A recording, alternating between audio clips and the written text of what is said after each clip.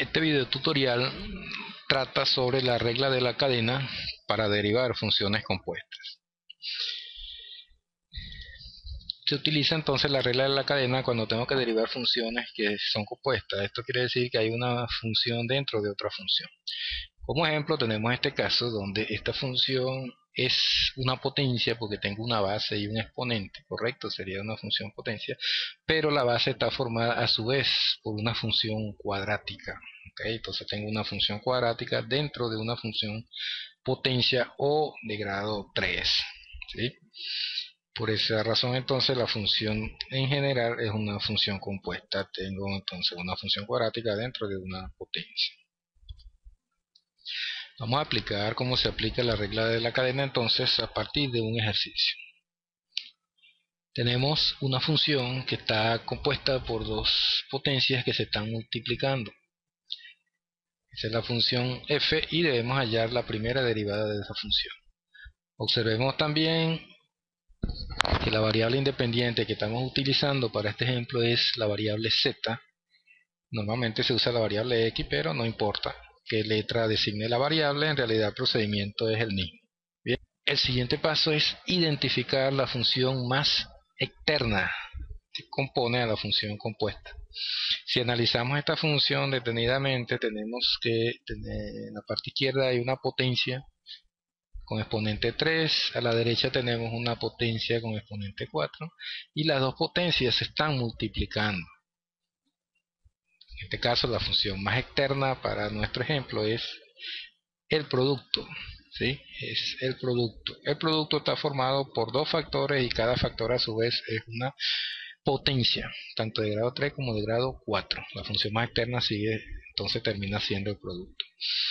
Como es el producto, aplicamos la regla del producto de funciones. ¿Okay? Hay una forma para derivar productos de funciones. Y la fórmula es la siguiente. Se toma la función de la izquierda, la primera función, y se deriva. ¿Okay? Derivamos la que está a la izquierda. En este caso debo derivar 2z más 5 elevado a la 3. Eso lo vamos a indicar entonces encerrada entre corchetes y colocamos la tilde para indicar que debemos derivar. Es importante en los primeros momentos que nos estamos iniciando en la regla de la cadena indicar los pasos que vamos a hacer y en la siguiente línea pues vamos completando cada uno de esos pasos. Aquí estamos indicando que debemos derivar la función 2z más 5 al cubo, pero no la estamos haciendo directamente. Después que dominen la regla de la cadena, que ya entiendan el procedimiento, pueden ir derivando directamente. Por los momentos se aconseja entonces hacerlo paso a paso. Indicamos entonces, derivamos la función de la izquierda y esa derivada se multiplica por la función de la derecha sin derivar. ¿Okay? Solamente multiplicamos por la función de la derecha, 3z menos 1. Más, entonces la función de la izquierda se coloca tal cual sin derivar, 2z más 5 al cubo, y se multiplica esa función por la derivada de la función de la derecha. ¿Okay? Entonces la función de la derecha la indicamos entre corchetes y colocamos el signo de derivada, de primera derivada. Repetimos entonces derivada de la función de la izquierda por la de la derecha sin derivar, más la función de la izquierda sin derivar por la derecha derivada. Bien, el siguiente paso entonces corresponde a derivar tanto esta función, esta potencia de grado 3 y esta potencia de grado 4. Repetimos entonces que es conveniente indicar las derivadas. Observo que aquí la estamos indicando, no la estamos haciendo directamente. Eso es con la idea de tener más control del proceso. Una vez que el proceso está internalizado, nosotros podemos ir haciendo esas derivadas directamente.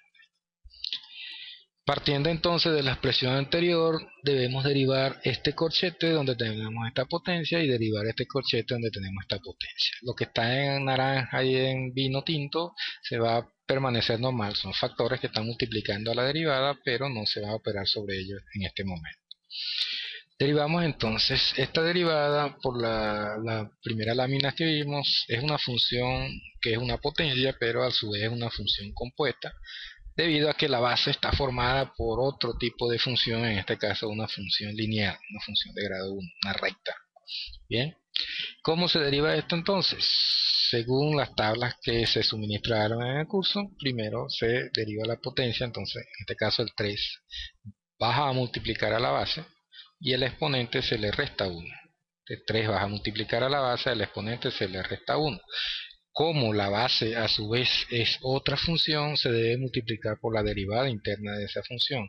Por eso se agrega este otro término que dice multiplicado por 2z más 5 derivado. Esta es la derivada de la base, lo que llamamos la derivada interna. ¿Correcto? Este término que está aquí se mantiene, viene el signo más, este término en vino tinto se mantiene y tenemos que derivar esto, que es una función compuesta también. Como una función compuesta identificamos la función más externa, que en este caso es la potencia. Como se deriva la potencia, el exponente baja a multiplicar a la base, 4, 3z menos 1, y el exponente se reduce en 1.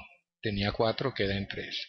Como la base de la potencia también es una función, tengo que derivar esa función inmediatamente. Se multiplica entonces por la derivada de 3z menos 1. Observe, aquí está la derivada indicada y la derivada indicada también para aprender mejor el procedimiento. En la siguiente línea pues vamos a resolver esas derivadas solamente. Bien, vamos a dedicar entonces lo demás, permanece igual y derivamos cada uno de los paréntesis. Empezamos con esto entonces. Aquí tengo una suma de funciones. Para derivar esa suma se deriva cada función por separado. La derivada del 5 es constante, la derivada vale 0, de manera tal que no contribuye a la derivada resultante. Y la derivada de 2z, el 2 es constante y la derivada de z es 1. Multiplicado por el 2 me queda 2. El resto permanece igual. Tenemos el signo más, esto permanece igual y derivo esto. Igualmente la derivada de esta constante es 0, y la derivada de 3z, el 3 es constante, la derivada de z es 1, 3 por 1, 3.